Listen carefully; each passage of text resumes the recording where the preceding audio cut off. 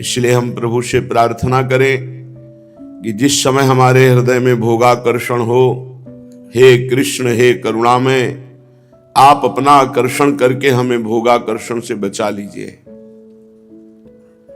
चाहे जैसा हमारा जीवन रहा हो, चाहे जैसे आचरण रहे हों, यदि हम आज से अपना सुधार का मार्ग चयन कर लें तो हमें भगवत प्राप्ति निश्चित हो जाएगी। भगवान हमारे पीछे के सारे पापों को नष्ट कर देंगे। अहम त्वाम सर्व पापेभ्यो मोक्षयिष्यामि मा शुचः, मैं तुम्हें पवित्र कर दूंगा, सारे पीछे के पाप भस्म कर दूंगा। और ये सामर्थ्य हमारे श्री भगवान में है। इसलिए भगवान की शरण में होकर अब लो नशानी अब ना नशई हो, आज तक हुआ अब आगे नहीं करूंगा, ऐसा विचार दृढ़ करके और खूब नाम जप करे। यदि नाम जप नहीं है तो ये विचार धरे के धरे रह जाएंगे, माया फिसला के वहीं पहुंचा देगी जिसके लिए आपने कहा है अब लो नशानी अब ना नशई हो। श्रीपाद परम ब्रह्म ज्ञानी महापुरुष और भगवत प्रेमी महापुरुष दोनों हैं। वो पूर्व में ब्रह्म ज्ञान से युक्त ब्रह्मबोध संपन्न महापुरुष और वर्तमान वृंदावन में व्यतीत करते हुए आज भी कालीदह में जो समाधि है, आज भी वो यहाँ विराजमान है। आज भी वो हमारे प्रियालाल की सेवा में है, वर्तमान में है। वो कह रहे हैं, या महा कामस्मय पिशुनता क्रोध लोभादि स्त्रैः संसाराध्वन्यः गहने त्यूढ़ मोहांधकारे द्राघीयस्यां चलति न पदम भीम माया रजन्यां श्रीमद्वृंदाटवी तो कृपौदार्यमेकं स्मरामः। अहो कितना बलवान काम है, बड़े बड़े विद्वानों को भी परास्त कर देता है। ये दंभ बड़ी प्रवीणता से घुसता है भक्ति में।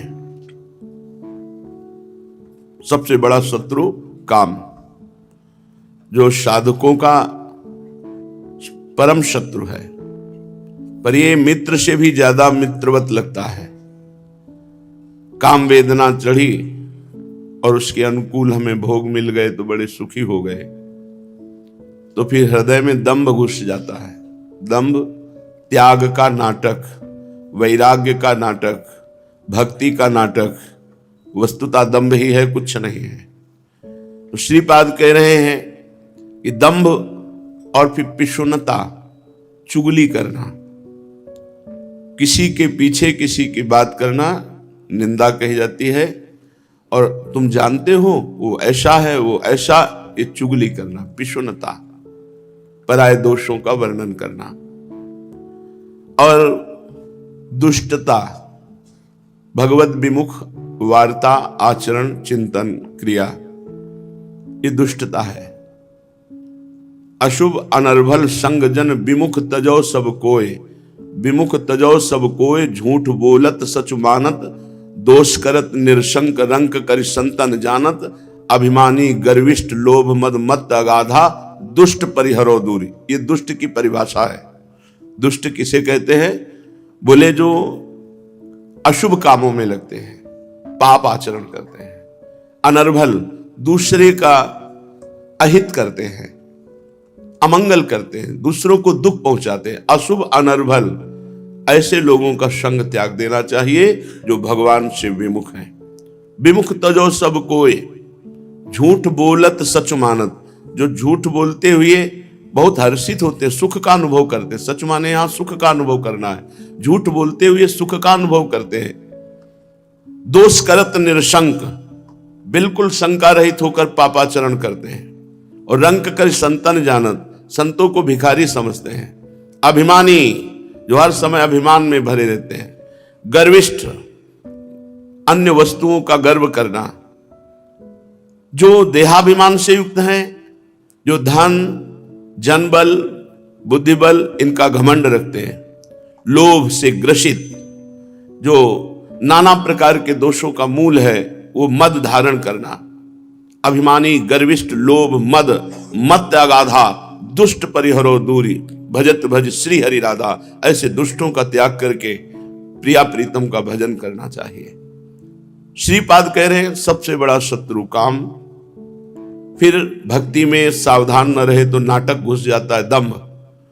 धर्म की आड़ में, भगवान की आड़ में, उपासना की आड़ में वासनाओं के खेल खेलना, या अपनी कीर्ति यश गा रहे हैं, भगवान का चाह कर रहे हैं हमारा नाम हो जाए, बात करते हैं धर्म की और झंडा ऊंचा रखना चाहते हैं अपने अभिमान का। बहुत तरह का दोष दंभ है, पाखंड है। दंभ पाखंड का त्याग और दुष्टता का त्याग और दूसरे की चुगली करने के स्वभाव का त्याग, ये बहुत साधारण माना जाता है, लेकिन ये बहुत बड़ा पाप है जो हमारे भजन को छीण करके भजन की भावना को ही खत्म कर दे। परदोष दर्शन, परदोष वर्णन, परदोष श्रवण, ये भजन में बहुत घातक है। दीमक की तरह, जैसे दीमक लग जाए तो हरे भरे वृक्ष को नष्ट कर दे, ऐसे अच्छे अच्छे साधकों को पतित कर देता है। ये पिशुनता, चुगली करना, दूसरों के दोष देखकर उनका वर्णन करना, उनको सुनना। यामः कामस्मय पिशुनता क्रोध। क्रोध तभी आता है जब हमारी कामना में प्रतिकूलता आती है। हम चाहते हैं आप ऐसा चले, प्रतिकूल चलेंगे, क्रोध आ जाएगा। फिर हमें विचार करना चाहिए कि क्या पूरी सृष्टि के संचालन का कार्य हमको मिला है क्या, कि सब हमारे अनुकूल चले। सबको भगवान ने मति दी है, अलग अलग खोपड़ी है, अलग अलग चिंतन है, अलग अलग उसकी क्रिया है, तो सब हमारे अनुकूल चले, ऐसा नहीं हो सकता। हम अपने को अनुकूलता प्रतिकूलता से विवेक के द्वारा बचाएं और क्रोध ना करें। और लोभादि, भोगों का लोभ, रुपए का लोभ, सम्मान का लोभ, इसका त्याग कर दें। घने मोहांधकार से ढक करके संसार रूपी कुएं में गिरा देने वाले ये दोष हैं। काम, दंभ, दुष्टता, चुगली, लोभ, क्रोध, ये पूर्ण अज्ञान अंधकार है। इनमें एक भी हो तो संसार रूपी कुएं में गिरा देंगे। आगे कह रहे हैं दीर्घायश्याम चलतिन पदम भीम माया रजन्याम। जब ये हमारे अंदर काम क्रोध होते हैं ना, जो विकार बताए गए, और दुष्टों का संग होता है, तो एक कदम भी भगवत मार्ग में नहीं चल सकते, एक कदम भी। अर्थात आध्यात्मिक उन्नति नहीं हो सकती। अध्यात्म के साधक को इनसे बहुत बचना चाहिए। नीचे के श्लोकों में जो वर्णन किया, इन्हीं का वर्णन किया है कि कितने खतरनाक है ये दोष। एक भी दोष अगर है, काम, दंभ, दुष्टता, चुगली करना, क्रोध, लोभ और हिंसक भाव, एक भी है तो भगवान के मार्ग में नहीं चलने देगा, वो गिरा देगा। श्रीपाद कह रहे हैं ये भीम मायाम रजन्याम, भीषण कष्ट देने वाली माया में झोंक देने वाले दोष है। मौढ़्याम मा कुरंग नयनेक्षादौ कृथा साहसम सामुखेन सखेन खेल निखिल ग्रासेन कालाहिना। मित्र, तुम अपनी मूर्खता को छोड़ दो। पराई माता बहनों के साथ जो काम भाव का खेल खेलने की तुम्हारे अंदर इच्छा है, तो कह रहे सामुखेन सखेन खेल निखिला ग्रासेन कालाहिना। जैसे कोई भयंकर विषधारी सर्प से खेलना अच्छा नहीं समझता, क्योंकि वो डस लेगा और मर जाओगे, ऐसे ये पाप जो परिस्त्री पराई माता बहनों की तरफ काम भोग की लालसा से देखना या चेष्टा करना या भोगना, ये तुम्हारा सर्वनाश कर देगा। ये धर्म है। धर्म के विरुद्ध आचरण करने वाला कभी सुखी नहीं होता। यह हमारी भारत कर्म भूमि है। यहां जैसे कर्म करोगे वैसा ही आपको फल मिलेगा। बड़ा पवित्र देश है ये ऋषि मुनियों का देश है, ये धर्म प्रधान देश है। विश्व में भगवान के ऐसे अवतार कहीं नहीं देखे गए जैसे भारत में। यहाँ की नदियां भी परम पवित्र करके परम पद प्रदान करने में समर्थ है। यहाँ के पर्वत भी भगवत स्वरूप है। यहां अगर आप पापाचरण करेंगे, श्रीपाद क्यों ऐसा कह रहे हैं? हमारी एक भागवतिक व्यवस्था बनाई गई है, जब तक ब्याह ना हो तब तक ब्रह्मचर्य, और जब ब्याह हो जाए तो संतानोत्पत्ति के लिए भगवत भाव के, हमने शास्त्रों में पढ़ा है कि जब संतानोत्पत्ति क्रिया करने के लिए आप तैयार हो तो पहले समस्त देवताओं को जो दिशाओं में विराजमान है उनको प्रणाम, भगवान को प्रणाम, संतों को प्रणाम करके फिर हे भगवान आपकी आज्ञा पालन के, ना कि कामासक्त होकर नहीं, ये गृहस्थ धर्म में से आपकी आज्ञा पालन करने के लिए प्रभु ऐसा। पराई माता बहनों की तरफ तो बिल्कुल नहीं। आयु, श्री, कीर्ति सब नष्ट हो जाती है। जो व्यभिचारी पुरुष है वह अकाल मृत्यु को प्राप्त होता है, पक्का समझ लीजिए। उसकी आयु, श्री, कीर्ति सब नष्ट हो जाती है। और जो स्त्री पराय पुरुष से रमण करती, पतिवंचक परपति रति करई, रौरव नरक कल्प शत परई। 100 कल्प तक रौरव नरक का दंड उसे भोगना पड़ता है। जो स्त्री जब तक ब्याह ना हो तब तक ब्रह्मचर्य, और ब्याह हो गया तो जो पति वर्ण किया आजीवन केवल उसी पति की तरफ। ये गंदी बातें, ये पाप की बातें जो हमारे हृदय में आ गई हैं, इनको त्यागना होगा। सत्संग इन्हीं को त्यागने के लिए कह। श्रीपाद कह रहे हैं सामुखेन सखे न खेले निखिलाग्रासेन कालाहिना। अय मित्र से खिलवाड़ मत समझो, पराई माता बहनों से गलत भावना करना है तुम्हारा सर्वनाश कर देगा। सामुखेन सखे न खेल निखिला ग्रासेन कालाहिना। ए सखे मित्र, खिलवाड़ मत समझो, काल ग्रसित हो जाओगे, अकाल मृत्यु होगी तुम्हारी, और तुम्हारी दुर्गति होगी यहां भी और वहां भी। हरिराम व्यास जी कह रहे हैं सावधान रहो, अगर बिच्छू का पूछ छू गया तो डंक मार देगी, जहर चढ़ जाएगा। सावधान रहो, सांप के मुंह में विष रहता है, मुख मार दिया तो, और सिंह के नखों में विष रहता है, वो पंजा मार दे, विषैला पंजा उसका होता है। लेकिन भगवान ने एक मूर्ति ऐसी रची है, अगर भगवान का आश्रय नहीं, भजन नहीं है, तो देखने से जहर चढ़ जाएगा। काम आदि ये जो जहर है देखने से चढ़ जाएंगे, महापुरुषों ने लिखा है। आए थे हरि भजन को बीचे ही लीनी मारी, एक कंचन एक कामिनी ये लांबी तलवार। बहुत कठिन है भगवान तक पहुंचना, इतना मनोरंजन फेंक देते हैं माया का कि जीव उसी में लग जाता है। तो ऐ मूर्ख, अपनी मूर्खता का त्याग कर इसे खिलवाड़ मत समझ किसी मां बहन के साथ। काम भाव का दर्शन, काम भाव की चेष्टा तुम्हारा सर्वनाश कर देगी। अकाल मृत्यु, रोग ग्रसित और नाना प्रकार की विपत्तियों से ग्रसित हो जाएगा जो शास्त्र विरुद्ध आचरण करेगा।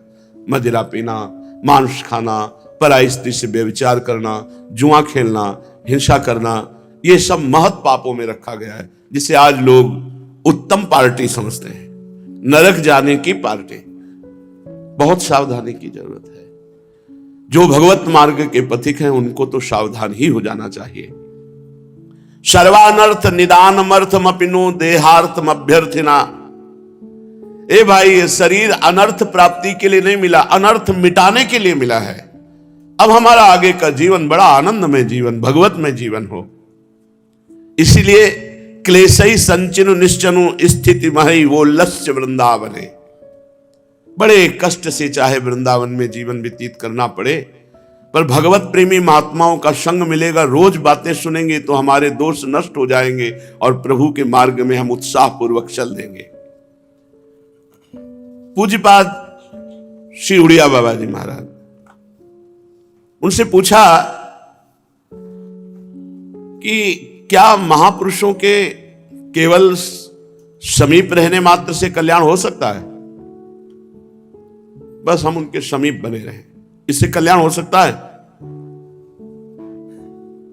पूज्यपाद उड़िया बाबा जी ने उत्तर दिया, जो महापुरुष के समीप रहेगा उसको साधन करना ही पड़ेगा, क्योंकि समीप रहोगे तो साधन करना पड़ेगा आपको। साधन होंगे ही, आप कथा सुनोगे, नाम कीर्तन करोगे, ठाकुर सेवा करोगे, आप उनकी आज्ञा में रहोगे, क्योंकि उनके समीप रहने वालों में ऐसी दिनचर्या होती कि पाप कर्म का समय ही नहीं होता। तो पाप कर्म तो स्वभावता छूट जाते हैं और निरंतर उनका संग रहता है, उनकी बातें सुनने को मिलती है। तो जिसे महापुरुष का रोज संग मिले और भगवत साधन बने तो उसको भगवत प्राप्ति क्यों नहीं हो जाएगी? महापुरुषों का संग एक तरह से भगवत प्राप्ति ही है, पर महापुरुषों में ऐसी आसक्ति तो हो जाए, ये आसक्ति हो जाए कि हमें कोई साधन से अब मतलब नहीं। ये जो कह रहे हो हम कह रहे हैं, हमारे तो साध्य हमारे सामने बैठे, गुरु साक्षात परब्रह्म तस्मै श्री गुरुवे नमः। अगर कोई वासना लेकर महापुरुष के समीप रहोगे तो उस वासना की पूर्ति हो जाएगी, भगवान की प्राप्ति नहीं होगी। दो बातें कही बाबा ने। महापुरुष में इतना प्रेम हो जाए कि उनके सिवा हमारा कोई है ही नहीं, तो और कोई साधना करने की जरूरत ही नहीं, भगवत प्राप्ति हो जाती है। जब साक्षात पर ब्रह्म विराजमान है, आप अंदर से साक्षात पर ब्रह्म विराजमान, लेकिन भावना बस बननी चाहिए साक्षात पर ब्रह्म। तो कह रहे महापुरुषों से जिसने प्रेम कर लिया, मेरे प्रीतम, मेरे स्वामी, मेरे आराध्य देव, मुझे और कोई साधना नहीं। आपके पास बैठे हैं, हम अपने श्री जी के पास बैठे हैं, आपको देख रहे हैं, अपनी लाडली जी को देख रहे हैं। हाँ, ये जरूर प्रार्थना है कि ये सानिध्य कभी हटे ना। अव्यक्त रूप से अखंड मंडलाकारम व्याप्तमेन चराचरम, इससे हमारा पेट नहीं भरेगा। हमारी बात समझ लो। हमारा जो आनंद रूपी भूख है, अखंड मंडलाकारम व्याप्तमेन चराचरम तत्पदम दर्शितमेन, लेकिन महाराज पेट भरेगा हमको इसी रूप के दर्शन से, पेट भरेगा हमें इसी के रूप के उच्छिष्ट से, और पेट भरेगा इसी रूप की छाया में, अखंड मंडलाकारम व्याप्तम की छाया में हमारा पेट भरने वाला नहीं।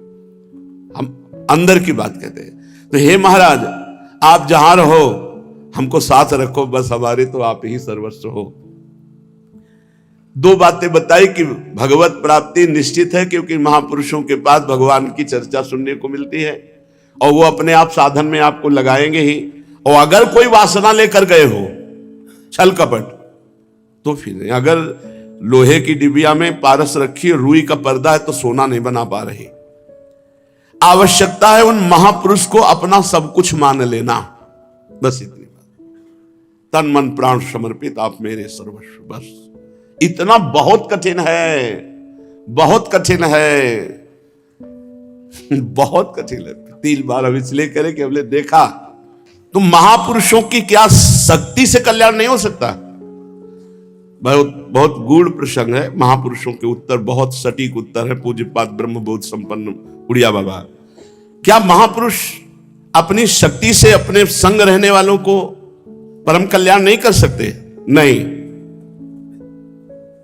नहीं, क्योंकि श्रद्धा की कमी कदापि कल्याण नहीं होने देगी।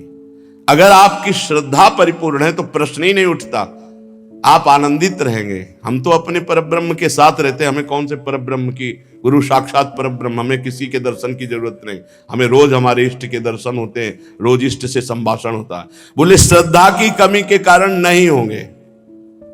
ये कोई ना समझे मनमानी आचरण कर रहे हैं और गुरुदेव के समीप रह रहे हैं तो हमारा हो जाएगा, तब जब हमें और नहीं हो, कोई ठौर नहीं, तो भी हो जाएगा, गारंटी है। अब हमारा कोई और नहीं, ठौर नहीं, हम जैसे हैं वो आपके हैं। मन आवे कल्याण करना न करना, हम गले पड़ गए, आपके हैं, अब हो जाएगा। अगर कहीं अन्य आश्रय है तो भी नहीं होगा, पक्की बात। घोर से घोर उद्दंड स्वभाव और दुराचारी स्वभाव हो, पर एक बात पकड़े रहे कि आपके सिवा हमारा कोई नहीं है, उनको अपने सर पर बैठाल के ले जाना पड़ेगा, ले जाना पड़ेगा। क्योंकि उमा राम स्वभाव जे जाना, ताई भजन तज भाव लाला। जैसे हमारे भगवान का स्वभाव ऐसे भक्त का स्वभाव होता है, छोड़ नहीं सकते वो। लेकिन आपका अगर अन्य आश्रय है तो फिर बात नहीं होगी। अन्य आश्रय नहीं होना चाहिए। भरोसो दृढ़ इन चरणन केरो, बस आप कैसे हो इससे कोई मतलब नहीं। महाराज, आपने कहा कि श्रद्धा की कमी के कारण महापुरुष अपनी शक्ति से कल्याण नहीं कर सकते, तो श्रद्धा का स्वरूप क्या होगा? कैसे मानी जाए कि श्रद्धा है? जो महापुरुषों में और परमात्मा में बिल्कुल भेद नहीं रखता, अर्थात परमात्मा ही महापुरुष के रूप में विराजमान है और उनकी आज्ञा के अनुसार भजन करता है, तो उनमें दृढ़ श्रद्धा हो जाती है। जैसे आप निश्चित समझो, जब प्रियालाल की कृपा का अनुभव, तो उस समय गुरुदेव सामने होते हैं। प्रियालाल बाद में दर्शन, पहले गुरुदेव होते हैं। जब आनंद की उमगन होती तो पहले गुरुदेव के चरणारविंद माथे पे होते हैं और यह लगता है अहे तु की कृपा लो, अहे तु की कृपा लो। फिर जब आनंद में डूब तो पहले गुरुदेव, पहले गुरुदेव। जिसकी गुरु चरणों में प्रीत नहीं हो, कह रहे हैं मुझे श्री जी, तो स्वप्न में श्री जी नहीं झलक सकती, वो नौटंकी नाटक कर रहा है। पहले गुरुदेव, ये सिद्धांत है। क्या भगवत दर्शन उन महापुरुष की कृपा से हो सकते हैं या नहीं? फिर प्रश्न, क्या उन महापुरुष को भगवान का स्वरूप नहीं माना? अभी कोई और भगवत दर्शन होने। फिर भी ऐसे महात्मा प्रायः देखने में नहीं आते जो भगवान को प्राप्त हो चुके हैं, जिनके हृदय में भगवान विराजमान है। शास्त्रों में बहुत से ऐसे प्रमाण पाए जाते हैं। भगवत दर्शन के 4 उपाय हैं। पहली, अपार श्रद्धा गुरुदेव के चरणों में। दूसरा, नित्य सत्संग। तीसरा, हर समय भजन का अभ्यास, भजन क्रिया। चौथा, कोई भी पाप दुर्गुण दुराचार हमारे अंदर ना हो तो बिना मांगे भगवान के दर्शन हो जाएंगे। ये कहना नहीं पड़ेगा कि हे नाथ आप मुझे दर्शन दो, नहीं कहना, आज तक कभी नहीं कहा।